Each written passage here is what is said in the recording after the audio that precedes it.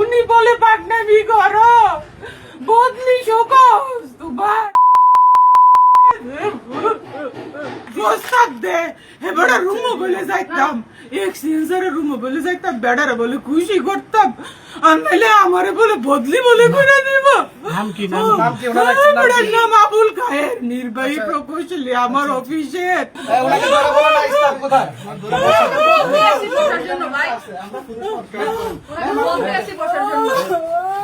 ঘটনা কি বলেন? আমারে তুলো আমারে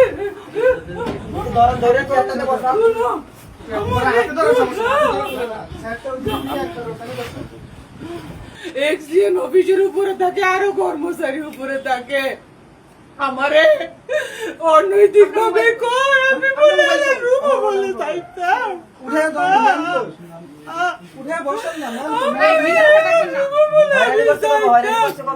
আমারে 21 তারিখ থেকে আগের থেকে আবার আলি প্রস্তাব দে এবারে রুমে বলে যাইতাম এক্সচেঞ্জারে রুমে বলে যাইতাম বেড়ারে বলে খুশি করতাম আর নাহলে আমারে বলে বদলি বলে করে দিব। নাম কি নাম আবুল খায়ের, নির্বাহী প্রকৌশলী আমার অফিসে। এরপরে স্যার আপনাকে কি বললো? আমারে পানি দাও জান্নাত, আমার গলা শুকিয়ে যেতেছে, আমারে পানি দাও। ওনার অভিযোগ ওনাকে বলতে দেন। এরপরে করছে কি আপনার বিষয় না, এটা ওনার বিষয়। এরপরে আমি হেরা টেন্ডার করছে, সে টেন্ডার চোর, সে টেন্ডার করছে। আমি এস্টিমেটেড টিপু স্যারকে বললাম স্যার আমি তো আমার তো আমি পারতাম না, আমি ওনার একটু সাইড দেন, উনি আসুন, ওনার একটু সাইড দেন। আমার তুলো। আপনার নাম কি? আপনি কোন পোস্টে আছেন আর কি সমস্যা বলেন? আমার নাম মুসাম্মদ তাসবিন আক্তার। আচ্ছা, কি হয়েছে? ঘটনা কি হয়েছে? সহকারী ম্যাডাম হ্যাঁ উঠান উঠান, হ্যাঁ দোনোজন ধরেন, উঠলে কি ইয়া করা যাবে? একটা মানুষকে একটু ক্যামেরা ইয়ে করে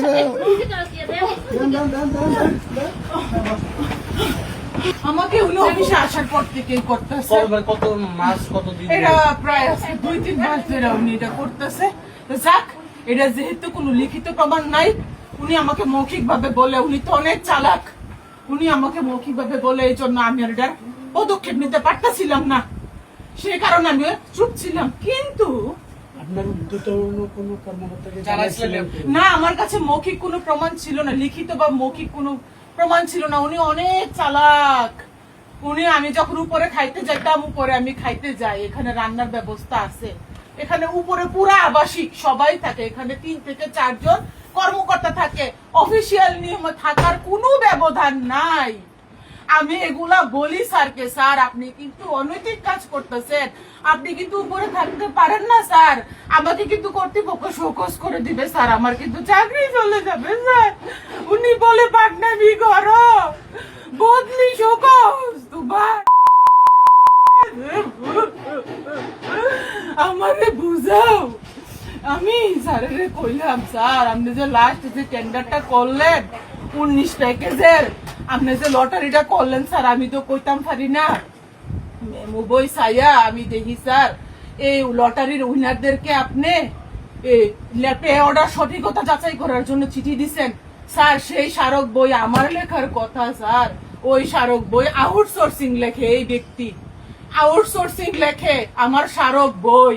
আমার অফিসে কোনো মূল্য নাই আমার, আমি একজন প্রশাসনিক কর্মচারী। আপনারা এখানে খাতা আছে 10-15টা বা 20টা, প্রত্যেকটা খাতা আমাদের এন্ট্রি আছে। আমরা এখানে আউটসোর্সিং হলো, আমরা এই অফিসের কাছে আমি জানি না ক্যামেরা দর্শন সেই সুবিধা বলছি। প্রশাসনিক কোনো অর্ডার আছে কিনা, আমার এক্সিএন এর লিখিত কোনো অর্ডার আছে কিনা, ওরকম কোনো অর্ডার আমি শো করি নাই, আমি দেখি নাই।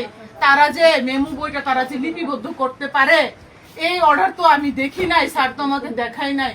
আমি বললাম এস্টিমেটর টিপু স্যারকে, স্যার আপনি যে পে অর্ডারের জন্য যে চিঠি দিচ্ছেন, এই চিঠিটা আমি করছি না, এই চিঠির স্মারক তো স্যার 423, এই চিঠির স্মারক স্যার 423 স্যার হবে, এটা আমার চিঠি স্যার, চিঠির নিচে স্যার আমি ইনিশিয়াল করব স্যার, এটা অপ্রশাসনিক ভাবে এই চিঠিগুলো কেন যাচাইয়ের জন্য ব্যাংকে যাবে স্যার?